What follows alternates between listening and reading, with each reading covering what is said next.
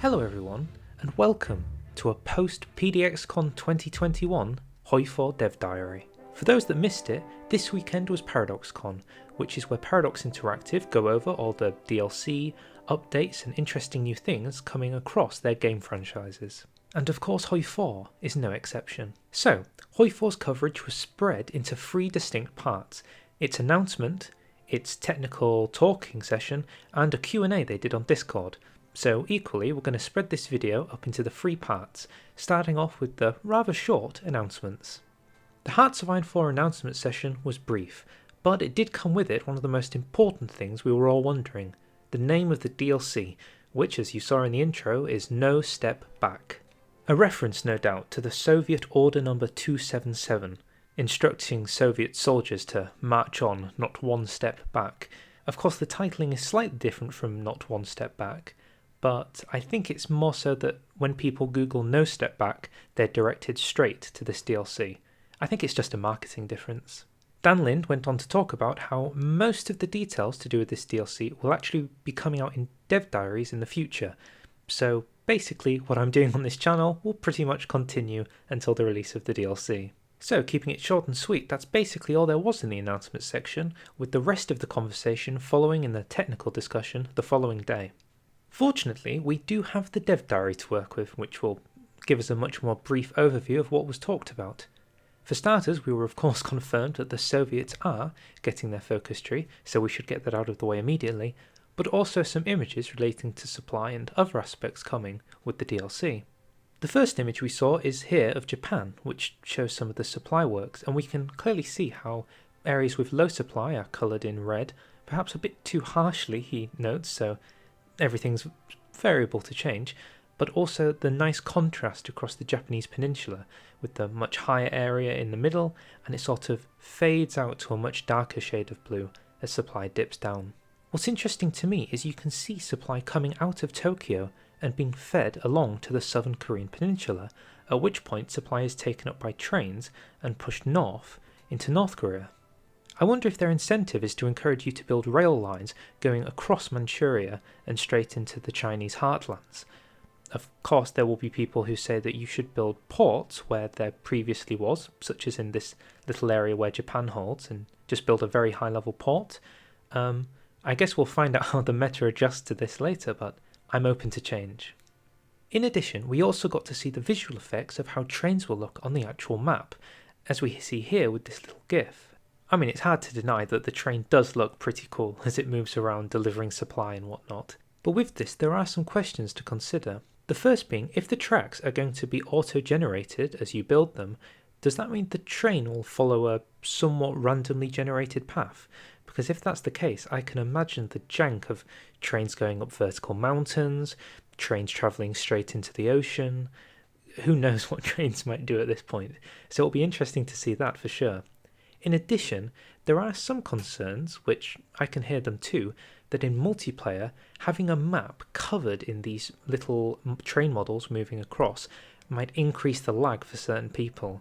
And as we know, desync is still a small issue for some people. So hopefully the devs will address this by adding the option to disable the visuals so everybody can run the game much better on multiplayer.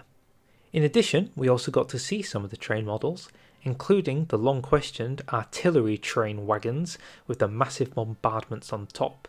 It's not spoken of in the dev diary, but Dan Lind did confirm that the giant German Big Bertha train, the heaviest mobile artillery ever built, will be added to the game, so there'll be lots of variants of artillery trains to those who choose to build them.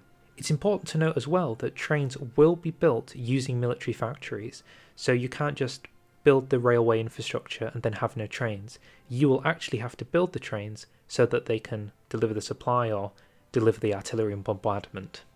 And following on from that, we did get a sneak preview of the most alpha, work-in-progress looking focus tree I think Paradox has ever shown us, with the Soviet focus tree. They describe how, considering the Soviets are arguably the second most important nation for World War II, before the Germans, they really valued getting the focus tree right, which is why they're taking so much time on it. It's interesting from this image to see 2 of the paths you'll be able to take, the Stalinist and the Trotskyist. I will note that the smiling Buddha icon is probably just a work in progress prototype, not something they're going to keep. Of course, this does raise questions about what other kind of alt history paths there could be. Democracy, monarchist, ultra-nationalist. Also, I was thinking whether they've gone the path of Great Britain by allowing a sort of decolonisation path to break apart the Soviet Empire and be much more introspective, so you'll fight a much more interior defensive war against the Germans. The dev diary goes on to discuss some stats regarding the current state of Hoi 4, which are interesting to briefly look at. In total, the amount of active players is on the rise, as they move ever closer towards 1 million active players, which is perhaps the hope for when this DLC drops, and flocks and hordes of people charge in to play the Soviets. Who am I kidding, they're all going to be playing Latvia. My evidence for people playing Latvia increases, as we can see here with the amount of people playing majors is on the decline, and the amount of people playing minors is ever on the increase. And with that, before we reach the Q&A Discord aspect of the PDXCON, they talked about the future of Hoi 4 and where they're going, starting off with the most obvious. Yes, Italy is going to be reworked in the future, and no, it is not this DLC. And much more importantly for the development of Hoi 4, they talk about how creating massive mechanical content packs is going to be less the imperative moving forward, because it's kind of reaching its peak now is Hoi 4. There's not too many countries left that need work.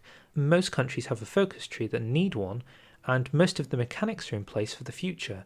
So they say it's going to be more so about flavourful country packs going forward, specifically in regards to Scandinavia, the Middle East and South America, although who knows what the actual future may say. They do note, however, and this is a godsend from me, thank goodness, that the Peace Conference system in its current format definitely could use an overhaul. So here's hoping, that they find something that makes multiplayer peace conferences not so painful and stops the AI from just taking things they didn't deserve. And the final note they talk about is hoping to improve the tutorial for Hoi 4, because, as is with most Paradox games, it's rather hugely complex, so having something that can help new players enter the game is a positive. With that, the dev diary concludes by mentioning that the Imperator Rome team have got some fresh members moving over from there to here, so we might see them making some dev diaries and talking about their development of the game later. And with that, we reach the final part of the video, because after PDXCON, Hoi 4 team went on Discord and did a small Q&A, so people could ask them questions and get some answers about the future of Hoi 4, its history and where we stand in the present. So let's look at some. Chewie asked that with the new doctrinary work that is yet to be properly talked about in one of the dev diaries, is there going to be an easier way for UK and France to get XP, since it's really difficult if you don't have volunteers. With that, we found out that yes, there will be new non-combat ways to get XP in the future. Wilhelm the Finnish II did ask if civilian factories are used to build the trains, but as I clarified earlier, they will be built with mills. MMK asks if the Nordic countries are going to get their own focus tree. What's interesting about this is while we do know that Scandinavia will be getting its own country pack, it does specifically say that Finland will not be part of this DLC, but they will be tackling the Winter War in this DLC. So I wonder how the Soviets will have a focus tree that deals with the Winter War, and Finland might have events for it? I guess we'll find out when we come to it. Adrianator 2 asks if there will be flamethrowers for tanks in the new designer, which Paradox says is high on their list of improvements, but there's no firm promises, which is a terrible, terrible shame. Some idiot called Hovelax, I don't even know what that name is, asks if they'd ever consider reworking nuclear bombs and other endgame weapons, to which they say maybe one day they'll change up nukes, but it feels like a Wunderwaffe thing. I can't speak on behalf of this question asker, but what I would say is that in its current format it feels like nuclear bombs, and more so like tactical missiles that you strike on a tile to reduce attrition, instead of being the much more damning, devastating, completely morale-destroying weapons they truly were. I'm hoping that in the future they will simulate the effect that if you do get nuked in this game, maintaining war support and actually maintaining the ability to stay in the war is going to be damn near impossible unless you yourself can promise mutually assured destruction. It also could be a counter to the fact that sometimes games just go on till 1950s because Getting that world conquest and having to justify on everyone can be so tiring. If the Germans, for example, had nukes in the endgame, I think it'd be so much easier to just subjugate them, because hey, what's Oh Man gonna do against a German nuke? Username, who I won't repeat, asks if Italy is going to get a better focus tree, to which they repeat that yes, eventually, but it's not their priority right now. Bloxabot asks a fantastic question if they're going to add mulberry harbours into the game, which were the momentary harbours such as after D-Day, when everybody had to quickly get as much equipment onto the shores as possible. To which they say yes, they will be coming, and there'll be more details in a future dev diary. Blackhand Sun also asks a fantastic question as to why Slovakia is not releasable in 1936. This is something I also have been wondering. It seems like most nations in the game have a releasable. I'm not sure why Czechoslovakia can't be partitioned at the start of the game. But hey, can we push it? Let's not forget the Slovakians. They need their own country, right? The next question asks how many texts will be added with the new supply system, to which we've got the flat answer of 3. 3 texts to do with the new supply. They're trying to not do as many texts with this because, specifically with Man the Guns, there were so many technologies added for Navy that it's just overwhelming to try and get them all to build a decent sized Navy. Less is more in these situations. Dryhard asks if they're considering going back and reworking the Together for Victory focus trees, to which Gabriel responds is possible, but it's not certain. He describes it as whether it can fit into their production schedule. I'm of the opinion that I really hope they do, because some of these focus trees really show their age. I think the Indian focus tree definitely could do way more to show its participation in the world wars, and I think that some of the focuses in, such as Australia, are very limiting. Like, there are certain things you can't do with industry until you have joined a war, and I don't see why you need to join a war to do very basic research slot focuses.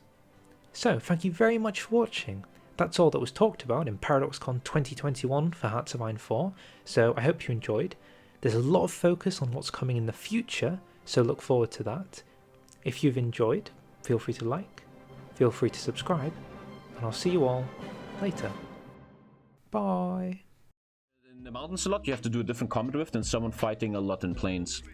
Would you ever consider reworking adding nuclear bombs and other endgame weapons? Eh?